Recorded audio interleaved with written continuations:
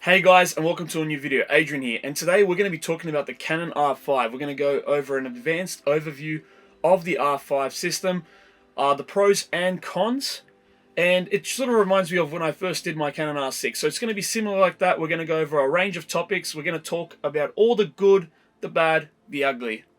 Let's just jump in. I have got my notes right here. I have an actual another Canon R5 sitting next to me as well, and without further ado, let's get into it. One quick mention, I'm going to, just for a little bit of housekeeping, I will leave parts where you can kind of skip to in the comment section. If you want to go to a certain part, just click it away and it'll take you right there, because we are going to go over quite a few things. Let's get right into it. So, just a bit of context before we get started. I've invested into the Canon R system since the Canon R came out. I had the Canon R, and then I moved on to the Canon R6, which I recently sold and now upgraded completely to the Canon R5. I now have two Canon R5 bodies, and I am not sponsored by Canon by any way. This was just something I've invested in, and I've loved the R system ever since it came out, and now I'm on the Canon R5. So why did I choose the R5? Well, coming from the R, I found the R to be a really good system. It was ergonomically great. I didn't really like the little touch panel that it had at the back. I never used it. A lot of people complained about it. I think one of the biggest limitations of the R for me is because I'm a hybrid shooter. I'd say 51% photo, 49% video. The issue with the video side was it had a massive crop. It was really taxing. I think it was like 1.8 times crop, and it was just killing me, to be honest. It was too much in my opinion. It had 120p, but only in 720, which was like useless. So I never used that. So the R, while it was great for photography, I was looking for something a little bit more hybrid for photos and video. Then I moved on to the R6, which again was another great camera, but I felt the resolution wasn't big enough for me. For you guys, it might be more than enough, 20 megapixels, but for me, I just found it was a little bit lacking, and I also wanted a little bit extra additional features in terms of the video, which kind of brought me down to the Canon R5. Now, while I don't personally shoot 8K myself, it is nice to have. It definitely future-proofs me for the next 5 years at the very least, and I've got a lot of great features on it if I want to use it down the track. And so that's kind of my reason why I went down the R5 system. Now, because I do weddings and landscape photography, having that 45 megapixels is awesome. It's pretty amazing. If I do want to do a large print, or if I want to crop in, which I do now a lot, that gives me a lot of flexibility, and that's sort of the reason I picked the R5 over the R6 moving forward. Alright, now let's talk about the difference between the R6 and the R5. Now, you'll actually be quite surprised. There isn't a massive difference in terms of the cameras, especially when it comes more to the photo and video side in terms of autofocus and the settings that they have. Now, obviously the R5 has a lot more features when it comes to the video side, right? It has DCI 4K, it has 8K, it has a lot more, it has obviously the high frame rate, which can do 120p in 4K, which is amazing. The R6 doesn't have that. But in terms of the autofocus and in terms of the picture quality, they're both practically the same cameras. Now, while the R6 has two SD card slots, this has a CF card express, and it has an SD card reader. Just to show you, if you can see that. So, I'll take it out. There's the CF Express. So this is a 512 gig SD CF Express card, and then it has an SD card in it as well. But besides that, in all honesty, it's practically the same. The only real difference is that this one has the LCD at the top LCD, while the R6 had the little button switch, which I personally got really used to, but it really depends on you guys' preference and what you guys like. I didn't mind it. I really got into it, but I'm happy with what I'm using now too. Now, I just want to talk very briefly on the autofocus on the R5, and I guess this also applies for the R6 with the new firmware update 1.5. Now, while I haven't really gotten a chance to thoroughly test the vehicle tracking, the normal autofocus, I didn't really notice what you could say a huge difference from 1.4 to 1.5. It says that it's improved, it says that it's got torso detection and stuff like that, but in all honesty, I think the autofocus was really good beforehand, and if it is a little bit better, that's great, but personally for me, I haven't noticed a drastic difference. Sometimes it does still skip eye to eye, you just have to follow it, find it back sometimes. But besides that, I find the autofocus one of the best out there currently, for sure. Now, I just want to touch on C-Log. So C-Log 3, just a brief thing. I spoke about C-Log on the R6, and they're practically the same on these two cameras. C-Log is really phenomenal to use. I pretty much use it on everything I shoot. While I love it, there are some limitations. Obviously, the thing I found with C-Log 3 was that it does struggle a little bit at night, and if you don't expose it properly, it will get noisy really quickly. What I tend to do is I try and keep it at the base ISO, which is 800 for C-Log 3, and 400 for normal C-Log, if that's something you guys want to invest in. Now, once you start going a little bit up, if you're underexposed, you're going to have issues. That's at least what I found in my experience anyhow. So if you can expose correctly, it's going to be a breeze, while if you underexpose and you don't get enough light in, you're definitely going to introduce some noise into your image. Now, 8K recording. I know this is something that's really talked about and was really hyped when the Canon R5 originally came out. While the 8K recording is great, I didn't notice a drastic difference from 8K and 4K. Now, while you got the beauty of obviously cropping in, which is amazing, I don't find a massive use for it yet. It's not a demand in the market, and a lot of people still even now are shooting in 1080, especially for YouTube content. There's not really a reason for you to shoot in 4K unless there's a specific need from your client or you want to crop in a lot. The only thing I could really say that 8K would be useful in is if you're planning to doing a lot of cropping and you don't have another lens or you don't have another camera. So you know, if you're doing a full body shot like this, with 8K you can get nice and close like that. If you want to see an example of that, you can watch my video The Eye, which I shot in 8K to kind of show like drastically how close you can get to the eye as a macro shot shooting in 8K. So if you want to check that out, I'll leave a link above or below in the description. Now I want to touch on a little bit on the time-lapse mode. There is a time-lapse mode. There's actually two time-lapse modes. There's one which is just for stills, and the other one which is video, which shoots in 8K time-lapse. Now the only thing that I found, which I thought it was a great system to have in, the only thing that kind of bothered me is when you're on the video side on the time-lapse, you got some limitations. For one, you can only shoot as low as 2 intervals, which I don't know why. It would have been nice if you can shoot in one shot intervals, but you're not 1 second intervals, sorry, but you're not able to. It's still 2 seconds since the R, which is kind of frustrating. I don't know why. And you're also limited to a number of shots that you can take before it turns off. I believe it was somewhere in the 3,600 mark. I'll put it in for reference as well, but again, not sure why it's limited. I don't think it has anything to do with overheating. I'm not sure exactly why, but there definitely is a limit. Now on the photo side, I didn't really test it thoroughly because I mostly stuck with the video side, because once the time lapse is done, it makes it into a video and it's nice and easy to go from there. Otherwise, I found the time lapse pretty good. The only thing that I also kind of bothered me was you can't shoot in C-Log when it comes to time lapse. You have to shoot in a standard definition profile, which kind of limits you in terms of dynamic range, especially if you're shooting sunsets at night. As it starts getting darker, you're definitely going to start losing those blacks. Now the great thing is it does have an auto exposure setting, which can adjust your aperture and shutter speed as time progresses, so that way it's a nice consistent flow instead of it just getting super dark and then you're losing all that detail. But again, C-Log would have been nice, but what can you do? It's something I would have liked, but I'm not exactly fully bothered by it either. So 4K normal resolution or the 4K high quality enabled resolution. So the 4K high quality, just for you guys that might not know, pretty much means it's oversampled from 8K footage. So it's 8K downsampled into 4K footage, which is meant to look better. Now I've done quite a few tests on the normal 4K and then the high quality 4K, and personally I didn't see a difference. What's even crazy is on the record time limits for the high quality 4K and the normal 4K, the record time limits are exactly the same, so there's no difference at all. So I'm not exactly sure what's going on there, but the record limits are the same, so I'm imagining that the photos might be, the video quality will probably be very similar. I've done some tests. I'll put them on the screen as well. You guys can have a look and see if you can notice a difference. Personally, I can't. Maybe you guys can. Let me know if you do. And but yeah, for me personally, I didn't notice any difference, so I don't see a real need to use it. One thing I can tell you though, if you go in 4K high quality, you will get the overheating sign a lot sooner than if you were in normal, which it's not by a lot, but I've noticed that you will get it quicker.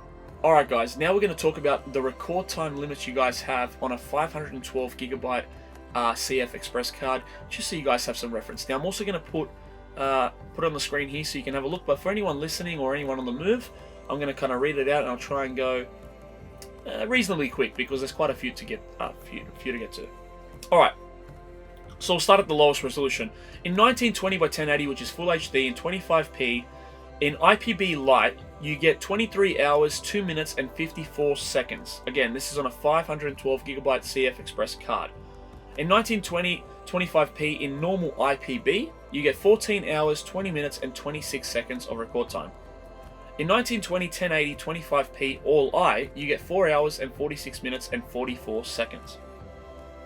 In 1080 50p IPB Lite, you get 12 hours, 54 minutes, and 23 seconds. In normal IPB, in Full HD, you get 7 hours, 10 minutes, and 10 seconds. In All I 1080, you get 2 hours and 48 minutes and 15 seconds. Now moving on to 4K. Now this is really important. 4K Ultra and 4K DCI are exactly the same thing. There's no difference. And on top of that, as I said earlier, the 4K high quality and the 4K normal is also the same record times. So that's all going to apply in this reading. Alright, here we go. So for 4K 25 or 24p, you have 7 hours, 35 minutes, and 28 seconds. Normal IPB, you get 3 hours, 47 minutes, and 41 seconds. And then in All I, you get 1 hour, 22 minutes, and 17 seconds of record time. Now for 4K 50p, in Lite IPB, you get 3 hours, 47 minutes, and 41 seconds. Normal IPB, you have an hour, 53 minutes, and 43 seconds. Oh, sorry about that. That's 47 seconds. My apology. And then in All I, you get 38 minutes and 37 seconds.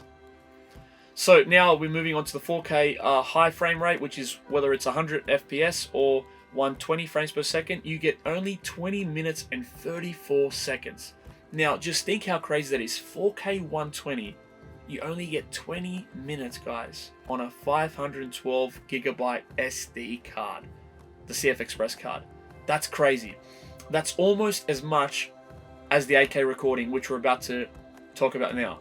That's crazy. Now, I've done just a few clips in 120 4K. It looks amazing, but the size is ridiculous, guys. Absolutely ridiculous. So, moving on to the 8K now. Now, the 8K Ultra HD and the full 8K, which is 7680 by 4320 and 8192 by 4320 respectively, for 24p and 25p and 30p, all of them are the same. On Lite IPB, it gets you 1 hour and 53 minutes and 47 seconds. On IPB Normal, it gets you 56 minutes and 50 seconds. And All I gets you 29 minutes and 41 seconds of record time. Now, I just want to mention really quickly between IPB and All I. For me personally, for this YouTube content, and normally what I always shoot in IPB now, not the Lite, just the standard IPB, because I find that the file size is great and the quality is just as good. I was shooting on the R6 pretty much all IPB because you didn't have All I as an option. On the R, I always shot in All I, but now moving to this, it doesn't really make a difference. Yes, All I will help you with smoother recording, but the fact that it is H.265, I still have to create proxies on my PC, and so it doesn't really help. But where All I really does shine, guys, and I think this is important to mention, is if you have a lot of motion, All I will handle that a lot better than IPB will, because it goes with every single frame rather than clipping like on IPB. So if you're doing a lot of motion, guys, stick with All I, and if you're doing talking head videos like this on YouTube where there's not a lot of motion, IPB is going to serve you really well. Now, let's talk a little bit about the battery life. Now, the great thing about the Canon R5, the R6, and the R is they all use the same batteries, the LPE6. Now, the new Canon battery is the LPE6NH, which is meant to be improved battery life, and it's meant to be able to render a little bit better. It has like a firmware update on it that goes with the camera, especially when you're doing fast burst rates. It's going to be really great. So that's pretty much all it is. And in terms of battery life, it's pretty much as the R6. I'd say a little bit less because it does get a little bit hotter, and it is using a little bit more processing power in my opinion. But generally speaking, you get about a good 2 hours, a good solid 2 hours. Now when I'm going and doing most shoots, I generally end up using about 2 batteries for a full day, which I find pretty good. Now obviously I turn it off when I'm not shooting and stuff like that, so but yeah, about 2 batteries and I'm pretty solid. But all up now I have about 9 batteries, so yeah. The high burst rates, let's just talk about it briefly. I've used the high burst rates and I find them to be really good. 12 frames per second on mechanical shutter or 20 frames per second on electronic shutter. I find it really good. When I was doing the motocross, when I went out and just did a motocross shoot, I took a bunch of photos and I was using a high burst rate and it never got hot. The buffering time was really quick, and generally speaking, I was never bursting it all the way to the point where it would buffer. It was that quick. Like, I got so many photos that it's ridiculous. So now, normally speaking, I tend to run it just on a normal burst speed rather than high burst rates, because I end up with like so many photos that it's ridiculous. But it works really well.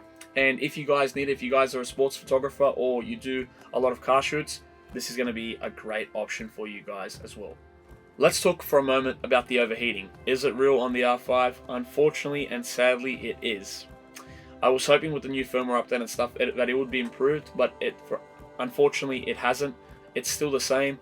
I did some tests and I ran it just in a normal room temperature, and I got about 45 minutes of 4K recording in the normal 4K. And about after 45 minutes, after about, I believe it was 35 minutes, I got the overheat signal, and about 10 minutes later after that, the camera pretty much shut off. And so yeah, so then you have to wait.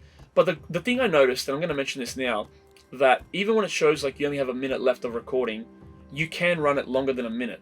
The camera will get very hot, and I don't know if it's recommended or not, but I did notice I was able to keep it going without issue for a certain amount of time. The thing is, I'd still be very careful, especially if you're doing a wedding, when you see that overheating sign, because I would be freaking out, because you don't know when it might turn off. That's the biggest factor. Mine one went for another 10 minutes with the overheating sign, and then the battery died, and when I put another battery in, I was unable to click it because it said 0 on the timer. And then when 1 minute came, I was able to record for another 10 minutes. Just something to think about. Now finally, the last thing I want to speak about is, do I recommend the Canon R5? Well, it's a tricky question, because there's a lot of variables, there's a lot of, contextually I can't really tell you whether I would recommend it or not, because I don't know enough about your situation. If you guys do a lot of run and gun, weddings, documentaries, you need something reliable, and you guys are hybrid shooters, the Canon R5 is an amazing and very versatile camera. But the thing is, the R6 is also phenomenal, and you're going to save a lot of money if you go towards that. The biggest question, I think the biggest factor with the R5 comes down to, do you need the 45 megapixels, because are you going to be doing a lot of cropping? Do you do a lot of landscape photography where you're making big prints, like bigger than A1s for example? If so, the R5 is probably definitely the better option to go to. But if you're doing weddings and typical things like that, and you're not needing to do big prints, you're not cropping out a lot, the R6 is a phenomenal camera, and I still highly recommend it.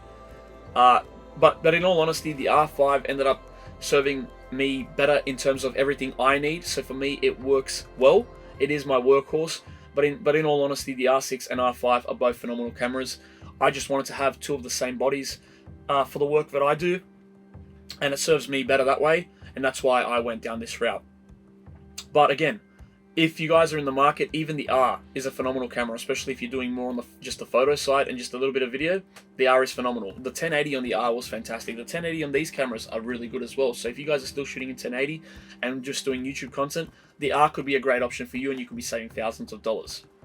Oh, before I forget, the last thing I want to touch on, I thought I'd just have a quick mention about the expense, how expensive owning the R5 is. Now, I have two CF Express cards. This is a 512 gigabyte SD card. Let me see if I can get it in focus for you for a step, for example. Very quickly. There you go. All right, this is 512 gigs. It's a SanDisk Extreme Pro CF Express card. This little beauty cost $1,200 brand new. 1,200 Australian dollars, guys. It's probably gone down a bit, but it's definitely up there in the $1,000 limit. It's expensive. But if you're planning on doing high record speeds, high quality 4K, you will need one of these. I've tried SD cards and I'm still yet to find one that really works well. For the standard 4K, I could probably get away with this one that I have, which is Freetel Evoke Pro, which has been on my R6 forever. It's a 256 gigabyte V60 card, UHS2, sorry, V60. Fantastic card. Not cheap either. About $350, $400. But it will not run more than 20 seconds in the 4K high quality, and it will not do 8K at all. So, guys, something to think about. But yeah, CF Express cards, very expensive. You're gonna have to buy definitely a couple other things with the Canon R5 if you want to make the most out of the camera. If you're just planning on doing photos and stuff, again, you just need a fast SD card. But then again, maybe the R5 isn't exactly for you guys. Guys, thank you for watching the video. That's it for this video. I hope you've enjoyed it, and I hope you've taken something away from the Canon R5 system. If you like this video, please give it a like. If you have any comments that you want to leave, anything I might have missed or anything you want to add on, please leave it in the comments. I'd really appreciate it. Hit the like button if you haven't already. It really does help my channel so that YouTube can see it and push it up in the algorithm. And guys, as always, I'll catch you guys on the next one. Stay safe, be classy, be well. See yas.